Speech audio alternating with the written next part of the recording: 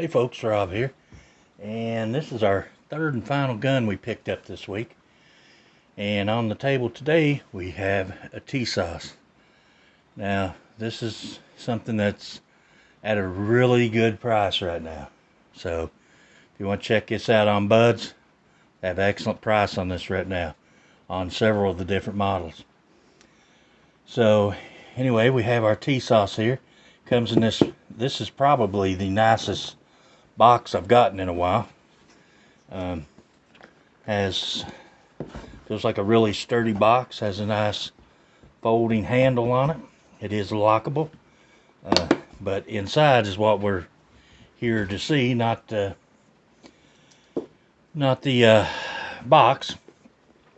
So inside we have the Tisas PX-9 Gen 3, and inside the box you have some paperwork, grip panel, magazine recoil assemblies, 10% off your first order if you order from them, 1911 grips, fire control groups and sights.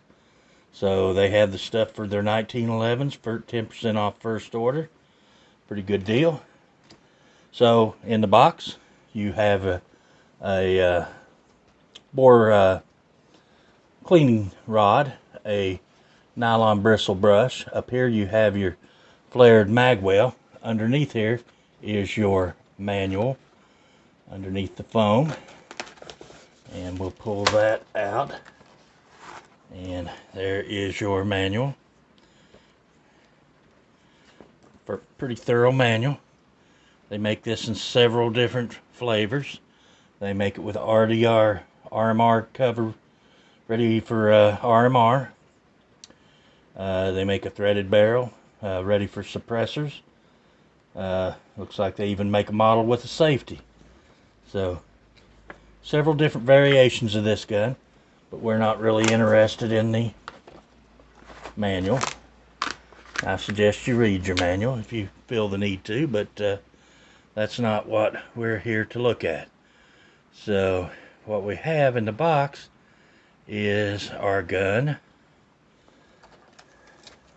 and this one comes with a little trigger guard type holster. It's set up, you can wear it inside the waistband. Looks like you could move it to the other side and use it for outside the waistband, or for left-handed inside the waistband. But this is the PX-9 Gen 3, and this thing fits tight, so I don't see myself using that. But let's get a good look at the pistol here. And it is a polymer frame pistol. You do have your Picatinny rail here on the front serrations. It's kind of got an angle cut down toward the muzzle and cut in toward the muzzle of the gun. This gun has not been loaded. This is the first time out of the box. It is safe and clear. There's nothing in it. The gun is, I think this is an 18 round. Yes, it comes with one 18 round magazine and one 20 round magazine with a two round extension plate on the bottom of it. Also comes with your loader, a key lock, a loaded chamber, a chamber flag there. You have your side panels and extra back straps. So not only is this back strap interchangeable, but so are the side panels. So there's tons of different ways that you could set this gun up. And let's cut our tag off here and take a better look at it. So these serrations are nice and sharp. It has a blacked out rear sight that is serrated, and a white front sight on the dot, a white dot front sight. You have your loaded chamber indicator, not loaded chamber, but cocked striker indicator there on the back, and you can feel it. And as you pull the trigger, it just disappears. And on the other side, you have just the the gun itself. This does have an external extractor, and I can see right now that it does have some red paint on it. So when this is loaded, that would stick out there. It would be, you could feel it and you could see it. So somewhat of a loaded chamber indicator. You have a flat face trigger with your little dingus here, and that is a wide dingus and very widely made. You cannot feel that at all. It does function as a trigger block.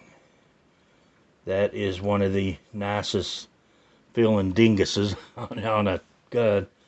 The mag release is easy to get to. You have your 18, and these are Checkmate magazines. I don't know much about Checkmate magazines, but that's what comes with it. Like I said, you get 2 of them. You have a, I think this is a, I don't know if this is Cerakote or Melanite, but this is the standard model. This is the one that comes, this is the lowest for, the lowest cost one they produce. The next one up would have the RDR plate there to put a red dot on, and would be the same gun except cut for a red dot. And feels excellent in the hand. It is a very well made gun. The magazines eject cleanly. They fly out of there. I'll put them backwards. I'm looking through the camera. Looks like it would pop it out at an angle. Very nicely made. You have a nice undercut here. You have texturing on the front. So if you like that finger on the front of the trigger guard, which is the way I shoot. I've always have shot that way. I usually keep my thumb right up here. It has the little textured place there for your thumb, which is a little far forward for me, but I usually keep my finger or my thumb on the takedown lever. The slide stop there is pretty low profile. I don't see it being in the way. It's far enough forward. I don't think my thumb could possibly ride it, but I try to keep my thumb over here, so shouldn't be a problem. Nice undercut. Gets up pretty high in the hand. It reminds me a lot of I had a HK VP9 once, and the grip through here reminds me a lot of the HK. Now, let's take it and look at the internals of this. So you want to lock it back. Of course, make sure it's unloaded and safe. Rotate your lever down and let your slide come forward and drop your striker, and there we have the frame itself, or the slide itself. Let's get a better look at this. Guys, it's rainy out, nasty out. Looks like the weather forecast, maybe the earliest I might get to shoot might be Sunday. But you have a dual recoil spring. That is all metal. Your barrel. And then the inside of it's nicely machined. Looks similar to a lot of guns you see out there. The front sight is probably a Glock style, because it does have the Glock style hole here to go through and remove a screw on the bottom, a little nut, and remove that. So I don't know that these are Glock compatible sights, but they look to be nice quality sights nonetheless. So that's to reassemble. Drop your barrel in, put your recoil spring back in,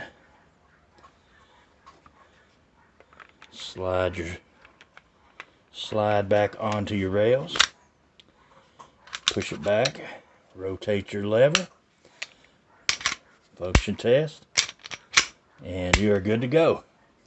Now, this has the flared magazine well, and this is really easy to install. It has a groove right here around the bottom of the grip, and this simply slides on that groove. It comes with a screw in one of those packages.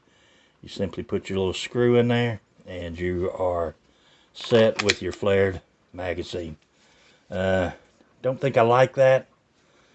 It makes it too... We'll probably not use that. I'm not a high-speed shooter, so that's not something that would bother me, and I don't like the extra length of it, and the big... I just don't like it, so that's not something I would use. So, let's see, what else haven't we talked about here?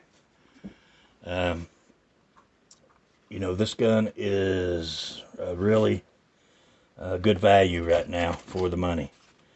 You have your 20 round magazine right here, and I don't know if these are compatible with any other types of magazines. I'll have to do some research on that, but there it is with the 20 round in. You know, makes it extremely, the biggest hand, and I could get all 4 fingers on that and still be good. So even the biggest hand should be able to make this gun fit them. Let's take a look at this trigger a little closer. Let's set this box aside. We don't need it for the moment. And let's take a look at this trigger. Let me get you refocused here where we can see what we're doing. And we'll do some trigger pulls on this. Now, let me get you up here. Guys, I gotta have a new camera soon. So anyway, there's your trigger. You got that much take up. So you got very little take up and a little bit of movement, and it just breaks. And it is a very, very nice trigger. This is, I don't know that it's hardly as good as the ATX or the ATI, American Tactical. The American Tactical, I just done the, what was it, the PX? No, the one I done before this. So let's get some trigger pull weights on it. Let's see if we can figure out what this thing runs. So 4.13.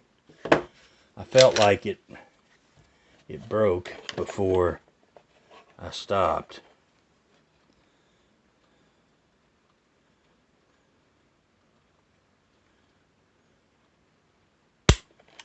.4.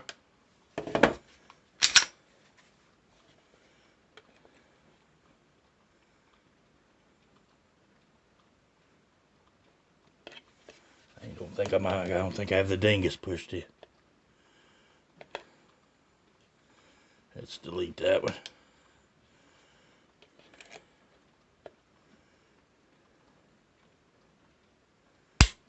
.413. I think we had one other 413.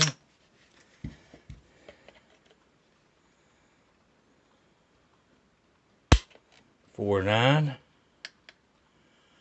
And let's do one more for a 5 round average. And I imagine this will get smoother as it goes.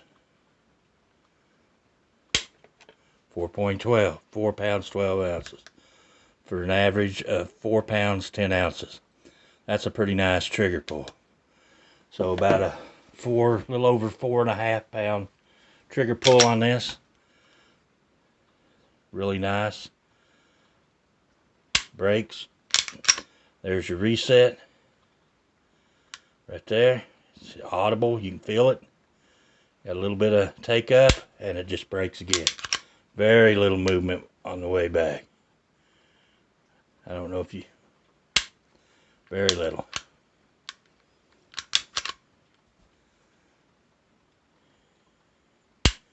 Anyway, guys, this is a look at the Tisas PX-9 Gen 3. If you're in the market for a very nice quality, what videos I've watched on these, they seem to be a good gun, but we're going to find it out when it quits raining. We'll take it out and shoot it, put some rounds to it, see what we think about it. And anyway, guys, I hope you enjoy the video. You know, I appreciate each and every one of you watching, and until the next one, we'll see you guys later.